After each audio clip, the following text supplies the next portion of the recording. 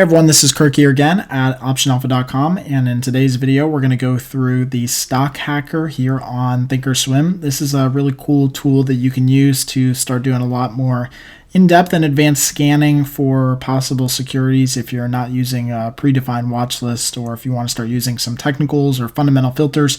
So we're going to be going through this in detail. Just to let you guys know, we are now over to our live platform. So I know the first couple of videos in this course, like I said, we set everything up on a paper platform just because we didn't want to mess with what we already had existing on the live platform. But you can see now from the last video, which was doing a lot of the chart setup, that we are now on the live platform. Everything that we set up on the paper platform is now the exact same on the live platform. We'll continue to basically use the live platform here since it has more real trades and obviously real data for my own trading and stuff that we can set up in the future as we keep going through this course. One side note here before we get into the stock hacker, in the last video we showed you the different styles that we had. Like I said, we use a couple different styles here at Option Alpha. We use a base style, which is just no studies at all, a base with our IV code that we had from the last one. And then we do have our long and technical studies from our research report signals, and same thing with our short technical studies. So we do separate those out into two different chart styles because the technical indicators that work well for a long setup are different from the ones that work well for a short setup. So we do actually break those out into two different versions. Like I said, in today's video, we're going to be going through the stock hacker. This is in the scan tab and then the stock hacker sub tab of the Thinkorswim platform. This is a really cool feature, very, very powerful. You can see when you open it up at first, it kind of defaults in here a bunch of different stuff. We're going to go through this in detail here in this video and kind of show you how this whole thing is set up. So the first thing that you can do inside the stock hacker is you can scan in different categories or options or watch lists. This is actually pretty cool. So right away you can start to filter out your potential universe of trades by doing all symbols, just stocks, indexes, futures, funds, anything that's optionable, which is what we usually end up doing, NYSE stocks, NASDAQ stocks, etc. You can also use your personal watch list like Option Alpha, or you can use a public watch list like any cash settled or free ETFs, etc. Right? So there's so many different things you can do.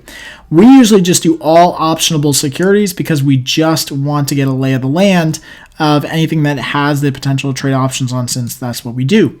Now you can intersect this with something else. So you can say, okay, show me all optionable securities and anything that's in our own personal watch list. So within Option Alpha itself. So we have a pre-screen watch list that we kind of go off of for all of our trading. So now you can start to see that that's in there. We can intersect anything optionable with Option Alpha. Obviously it's all the same, but if you had just a different watch list, you can see you can intersect this with anything that you want. So in this case, what we're going to do is we're going to go ahead and just toggle off all of these filters for now, just so I can explain these and then we can add them in. There's a couple different ways you can now filter and scan for stuff. The first is you can filter for the stock, okay? So this is going to be for things like price, volume, high, low, etc., right? You can also add a filter for the underlying options. Now this will only work if you're checking stuff that has optionable securities, right? So if a stock does not have options traded on it, then this will basically return 0 results, won't be any help to you. The third way that you can do is you can add actual study filters, so technical study filters. This is really cool. This is some of the stuff that we teach inside of our course with the signals report, which is how you can basically set this up to auto-populate and to let you know and give you alerts whenever a study indicator is hit or a signal is created. And then the fourth way that you can do it is with a fundamental indicator on the company itself. So things like market cap, PE ratios, yield, etc. Okay, so a lot of stuff in here. So first thing we're going to add is a stock filter. You can then, again, go down here on the drop box and you can see all the different things that you can use to filter out. And so there's a lot of different things. Again, I think the idea here is simplicity is best. You can do so many different things in here. But what we usually like to do is do a close price somewhere between like $10 or $20 and higher, right? Now, the reason that we filter that out, and you can see, you can either type it in, so we can just say, hey, $20 or higher, right? Exactly $20. Or you can use and move this toggle and it'll change the whole thing, right? The reason that we do this in, $20-ish high is that we just generally want to avoid anything that's penny stock territory, right? Now it goes all the way up to a max of, you can see 1735, which may be like a price line or something like that. So we just leave it open because, it doesn't really matter for those higher end securities. You can add another stock filter if you want to. If you want to add multiple stock filters, attributes, you just click add or just remove them on the right side. So maybe you want to say, okay, you know what? I also want to do market cap. So I want to do, companies that are at least, I don't know, 20, $30 million or more, right? So, or 31, so like $31 billion or more market cap, right? So like big companies as far as that's concerned. So you can add that in there. It's up to you if you want to do that or not. Another study that we can add is an options filter. So let me just take this off for a second. We can add an options filter, which is really cool because what we can do is actually filter by a bunch of different things like days to expiration. So only show me things that are, let's say, 19 days to, or only show me stocks that have, expirations in this period that also meet other requirements. So 19 days to expiration to 129 days to expiration, whatever the case is, right? We can also show by open interest. So we can say, okay, generally show me stuff that's got, really good open interest, maybe over, a couple thousand, right, to 7,000. Doesn't really matter.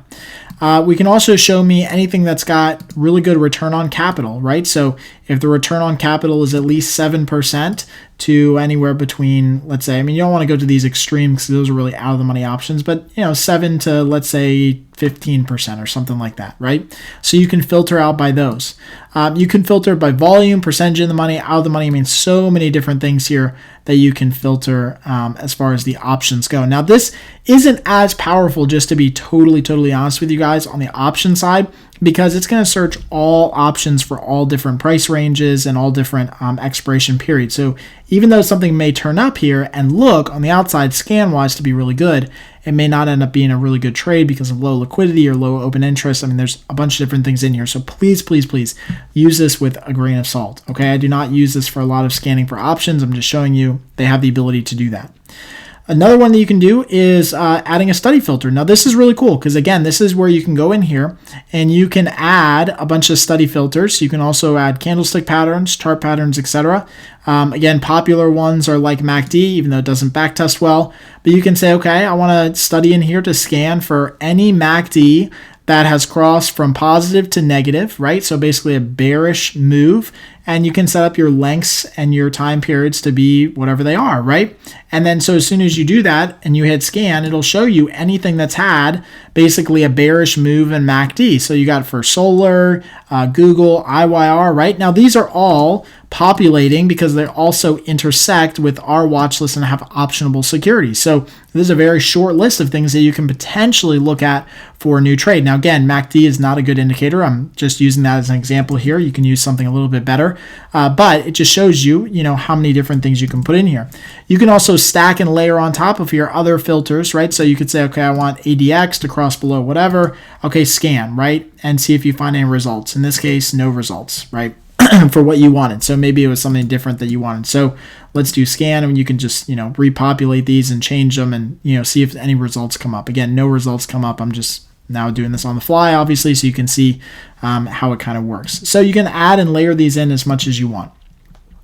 Another one that you can add is a fundamental filter. So book value per share, the current ratio, dividend yield, earnings per share, gross margin. Like anything you want to talk about on the fundamental side, it can definitely be in there so that you can see, what that ends up being, right? A popular one is dividend yield, right? So you can see, okay, which stocks are basically paying the best dividend, right? And you can kind of scan and say, okay, I want anything, 3+, right?